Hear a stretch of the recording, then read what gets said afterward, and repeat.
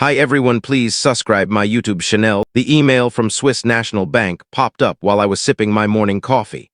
Dear Miss Emma Crawford, this is a courtesy notice regarding an attempted access to account 7749. My hands trembled, nearly dropping my phone as I read on. Someone had tried to breach my grandmother's secret account, known only to her and me. My phone rang almost instantly. Emma, honey, my mother's voice oozed with fake warmth. We need you at dinner tonight. There are some family matters to discuss. Family matters was their code for dropping a bombshell. I'd heard it when they announced their divorce, when Dad remarried 2 years back, and when they declared my stepbrother Jason would take over the family company.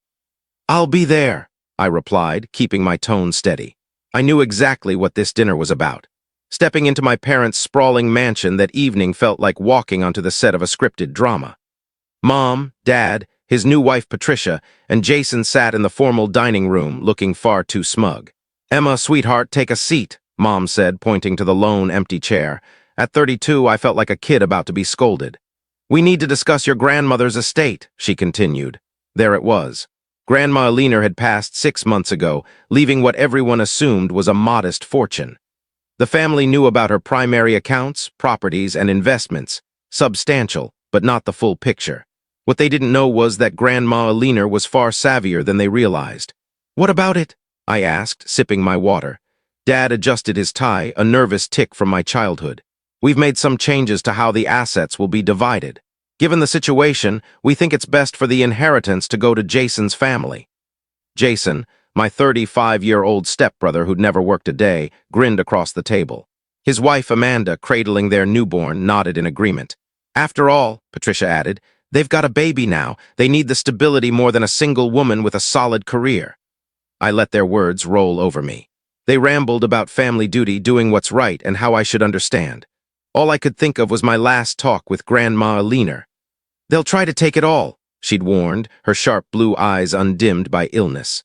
Your father and his new family, your mother with her social ambitions, they've been after my fortune for years. She'd pressed a small key into my hand. The Swiss account is your safety net, darling. Don't tell them until you must. We've already moved most of the assets, Mom was saying, snapping me back to the moment. The properties, investments, and main accounts have been reallocated for the baby's future. I see, I said softly. And you didn't think to ask me. Oh, Emma, Mom sighed, don't make this hard. You know it's for the best. You're so independent you don't need the money like they do. Jason and Amanda exchanged victorious glances. Mom dabbed at non-existent tears with her monogrammed napkin, while Dad avoided my eyes. They thought they'd outsmarted me, stripped me of Grandma's legacy. Well, I said, standing, if that's settled, I should head out. Early meeting tomorrow. That's it, Jason asked, clearly wanting a fight. No objections, I smiled, thinking of the Swiss bank's email. What's there to argue? You've made your decision. As I walked to my car, my phone buzzed again. Another email from Swiss National Bank. Unauthorized access attempt blocked. Security measures activated. Please contact your account manager at your earliest convenience. I started my car, picturing the fortune tucked away in that Swiss account, 3 times larger than what my family thought they'd just swiped. Sometimes the best revenge isn't a shouting match. It's letting people think they've won until they realize they never stood a chance. The next morning, I sat in the sleek office of Mr. Weber, the Swiss bank's local representative. The leather chair creaked as I shifted, watching him review security protocols on his screen. Miss Crawford, he said, his accent faint but crisp, your grandmother was meticulous in her planning. The attempted access triggered several safeguards she established. I nodded, recalling Grandma Alina's methodical nature. What did they try to do? He turned his monitor, displaying a series of documents. They submitted forged documents claiming power of attorney, attempting to transfer the account to names like Jason Crawford and Amanda Crawford. Of course they did. I could imagine Mom's handwriting on the fakes, Dad's signature carefully copied. They'd probably spent weeks plotting, thinking they were so clever. The fascinating part, Mr. Weber said, a faint smile tugging at his lips, is that your grandmother foresaw this. She left specific instructions. He handed me a sealed envelope, the paper thick and luxurious. My hands shook slightly as I opened it, recognizing Grandma Alina's graceful handwriting. My dearest Emma, if you're reading this, they've shown their true selves. I've watched them scheme for years. Your father weakened by Patricia's influence, your mother's greed growing daily. But you, my sweet girl, have stayed true to yourself. The account they tried to breach is just the start. There's more, much more. Mr. Weber has the details. Show them what true strength looks like. All my love, Grandma Alina." Mr. Weber cleared his throat. "Your grandmother created a complex web of accounts and investments. The attempted breach activated her contingency plan. Would you like to proceed?" I thought of last night's dinner, Jason's smug grin, Patricia's patronizing tone. "Yes," I said firmly, "show me everything." Over the next 2 hours, Mr. Weber unveiled the full extent of Grandma Alina's fortune. The Swiss account was just the surface. There were investment portfolios, real estate, and offshore accounts, all hidden from the family's greedy eyes. "And now," he said, typing, "per your grandmother's instructions, we can start reclaiming the assets they tried to transfer." My phone buzzed. A frantic text from Mom. "Emma, something's wrong with the accounts. Call me now." Then, "Dad, we need to talk. Urgent." Even Jason, who never texted me, sent, "What did you do?" I silenced my phone and turned to Mr. Weber. "What's happening to their accounts?" He adjusted his glasses. "The properties they tried to transfer are frozen pending a fraud investigation. The investment accounts they accessed are under audit." He paused, allowing a small smile. "And the trust fund they set up for Jason's baby is being reviewed for potential criminal activity." I leaned back, absorbing it. Grandma Alina hadn't just protected my inheritance. She'd laid a trap for anyone who tried to steal it. My phone kept buzzing, Patricia now probably realizing their scheme was crumbling. Amanda sent desperate texts, each more frantic. "There's one more thing," Mr. Weber said, producing another envelope. "Your grandmother left instructions about the family business." I opened it, reading quickly, then again, stunned. She'd left me controlling interest in the company. Mr. Weber nodded. "Hidden in a shell corporation, the paperwork is airtight. Your father never had the authority to transfer control to Jason." I stood by the window, gazing at the city below. All those years of being underestimated, told I was too career-driven, not family-focused enough. And all along, Grandma Alina had been watching, planning, preparing. "What's next, Miss Crawford?" Mr. Weber asked. I turned to him, resolute. "Start the process, all of it, and Mr. Weber, ensure every transaction is fully transparent. I want them to see exactly what's happening." As I left his office, my phone buzzed again. "Mom, please, Emma, we can explain. Don't do this to your family." I thought about family, what it really meant. About Grandma Alina, who saw through their masks and planned accordingly. About how they tried to rob me, assuming I wouldn't fight back. "Sorry," I texted back. "You should have thought about family before trying to steal mine." 3 weeks later, I sat in what was once Dad's office at Crawford Industries, reviewing the final documents of the company's restructuring.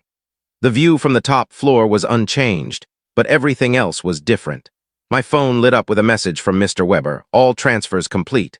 Legal proceedings initiated. Shall we proceed with the family meeting?" "Yes," I replied. "Send them up." I heard them before they appeared. Mom's heels clicking rapidly on the marble, Dad's heavy steps, Patricia's sharp voice echoing down the hall. The new security team opened the door.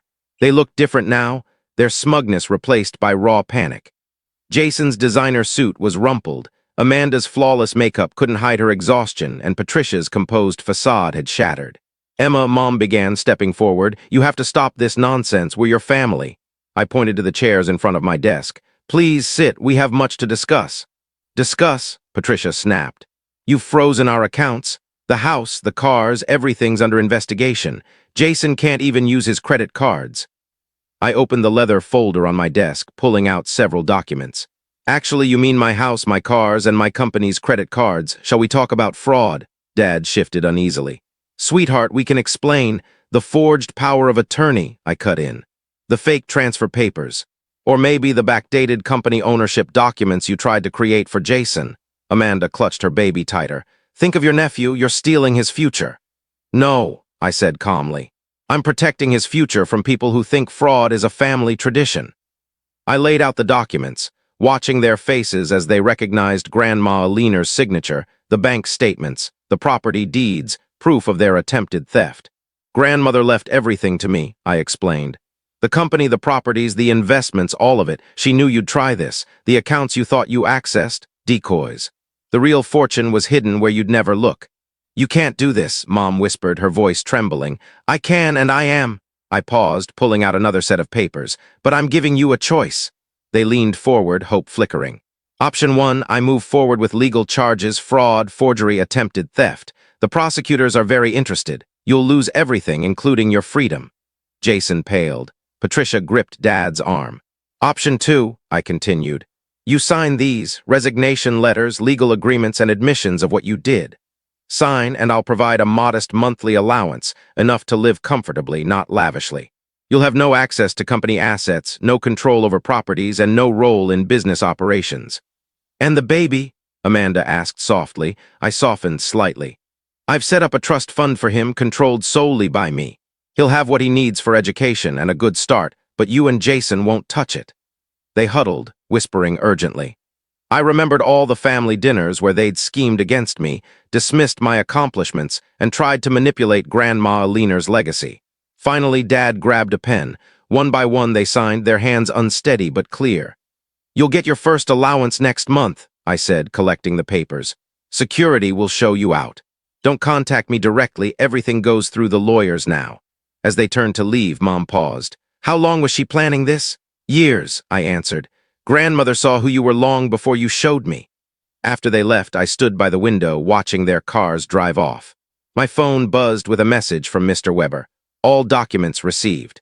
Shall we proceed with the charitable foundation your grandmother outlined?